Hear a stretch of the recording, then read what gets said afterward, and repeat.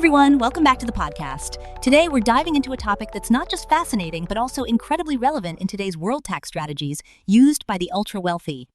You know, it's like a game of chess, but with money and laws. So, let's talk about Huang, the CEO of NVIDIA, who managed to avoid a staggering $8 billion in taxes. Yeah, you heard that right, $8 billion. Whoa, wait. 8 billion? That's like a small country's budget. How did he even do that? Exactly. It's mind-blowing, right? So one of the key strategies he used was something called an irrevocable trust. He transferred $7 million worth of NVIDIA stock into this trust. Now, here's the kicker and it's in there. It's no longer considered part of his estate. This means he can avoid up to 40% in estate taxes. So it's like putting your money in a secret vault that the taxman can't touch? That's wild. But what happens if he needs that money later? Great question. Once the assets are in an irrevocable trust, he can't just pull them out whenever he wants. It's a long-term strategy, but it's designed to protect wealth for future generations. Think of it like planting a tree. You won't see the fruit right away, but in the long run, it can provide shade and nourishment for your family. Oh, I get it. So it's like a family heirloom, but for money. But what about the other strategies? Right. So he also set up something called GRATs, or Grantor Retained Annuity Trusts. He and his wife moved over 3 million shares of NVIDIA stock into 4 of these trusts. This maneuver helped them avoid about $6 billion in estate taxes. Wow, that's like a tax ninja move. But how does that even work? It's all about timing and valuation. With GRATs, you transfer assets into the trust and you get an annuity payment back for a set number of years. If the assets appreciate beyond a certain amount, that appreciation goes to the beneficiaries tax-free. It's like betting on a horse. You want to pick the one that's going to win big, but you still get to keep some of the winnings along the way.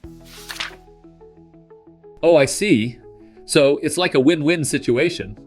But what about the charity angle? Ah, yes. Huang also established the Jensen Huang Foundation, donating $330 million worth of NVIDIA stock. This not only helps him reduce his taxable income, but also allows him to control how the funds are used. It's a strategic move that benefits both his legacy and his tax situation. So it's like giving back while also keeping the taxman at bay. That's kind of genius. But doesn't this raise questions about fairness in the tax system? Absolutely. This whole situation highlights the disparities in the tax code. While there are mechanisms designed to redistribute wealth, the wealthy often find ways to navigate around them. It's like a game of Monopoly, where the rich players have all the get-out-of-jail-free cards. Whoa, that's a crazy analogy. So it's like the rich get richer while the rest of us are just trying to pass go. Exactly. And this raises important questions about tax reform and equity. If the system allows for such vast loopholes, what does that mean for the average taxpayer? That's a heavy thought. So, what can be done about it? Well, that's the million-dollar question. It's going to take a collective effort to push for reforms that close these loopholes and create a fairer system.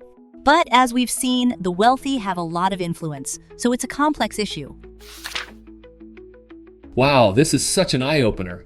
I never thought about taxes this way before. It's like peeling back the layers of an onion. There's so much more to it.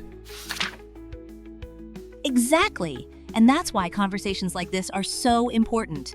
It's not just about numbers. It's about understanding the implications for society as a whole. I can't wait to dive deeper into this.